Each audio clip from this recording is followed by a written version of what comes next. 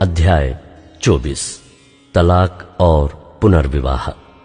यदि कोई पुरुष किसी स्त्री से विवाह कर ले और उसके बाद उसमें कुछ लज्जा की बात पाकर उससे अप्रसन्न हो, तो वो उसके लिए त्याग पत्र लिखकर और उसके हाथ में देकर उसको अपने घर से निकाल दे, और जब वो उसके घर से निकल जाए तब दूसरे पुरुष की हो सकती है। परंतु यदि वो उस दूसरे पुरुष को भी अप्रिय लगे और वो उसके लिए त्याग पत्र लिखकर और उसके हाथ में देकर उसे अपने घर से निकाल दे, या वो दूसरा पुरुष जिसने उसको अपनी स्त्री कर लिया हो मर जाए, तो उसका पहला पति जिसने उसको निकाल दिया हो उसके अशुद्ध होने के बाद उसे अपनी पत्नी न बनाने पाए, क्योंकि ये यहोवा के सम्मुख घृणित बात है। इस प्रकार तू उस देश को जिसे तेरा परमेश्वर यहोवा तेरा भाग करके तुझे देता है पापी न बनाना। अन्य नियम, जिस पुरुष का हाल ही में विवाह हुआ हो वो सेना के साथ न जाए और न किसी काम का भार उस पर डाला जाए। वो वर्ष भर अपने घर में स्वतंत्रता से रहकर अपनी ब्याही हुई स्त्री को प्रसन्न करता रहे। कोई मनुष्य चक्की को या उसके ऊपर के पाट को बंधक न रखे, क्योंकि वो तो मानो प्राण ही को बंधक रखना है।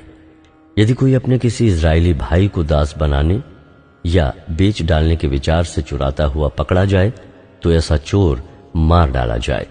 ऐसी बुराई को अपने मध्य में से दूर करना। कोढ़ की व्याधि के विषय में चौकस रहना, और जो कुछ लेवीय याजक तुम्हें सिखाए उसी के अनुसार यत्न से करने में चौकसी करना। जैसी आज्ञा मैंने उनको दी है वैसा करने में चौकसी करना। स्मरण रख के तेरे परमेश्वर यहोवा ने जब तुम मिस्र से निकलकर आ रहे थे तब मार्ग में मरियम से क्या किया। जब तू अपने किसी भाई को कुछ उधार दे तब बंधक की वस्तु लेने के लिए उसके घर के भीतर न घुसना। तू बाहर खड़ा रहना, और जिसको तू उधार दे वही बंधक की वस्तु को तेरे पास बाहर ले आए। और यदि वो मनुष्य कंगाल हो तो उसका बंधक अपने पास रखे हुए न सोना। सूर्य अस्त होते होते उसे वो बंधक अवश्य फेर देना, इसलिए कि वो अपना ओढ़ना ओढ़ कर सो सके और तुझे आशीर्वाद दे। और ये तेरे परमेश्वर यहोवा की दृष्टि में धर्म का काम ठहरेगा।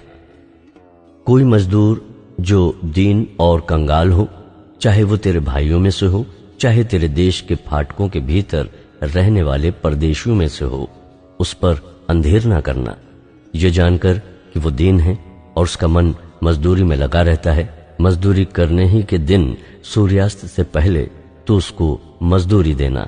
ऐसा न हो कि वो तेरे कारण यहोवा की दुहाई दे और तू पापी ठहरे। पुत्र के कारण पिता न मार डाला जाए और न पिता के कारण पुत्र मार डाला जाए। जिसने पाप किया हो वही उस पाप के कारण मार डाला जाए। किसी परदेशी मनुष्य या अनाथ बालक का न्याय न बिगाड़ना, और न किसी विधवा के कपड़े को बंधक रखना। और इसको स्मरण रखना कि तू मिस्र में दास था और तेरा परमेश्वर यहोवा तुझे वहां से छुड़ा लाया है। इस कारण मैं तुझे ये आज्ञा देता हूं, जब तू अपने पक्के खेत को काटे और एक पूला खेत में भूल से छूट जाए तो उसे लेने को फिर न लौट जाना।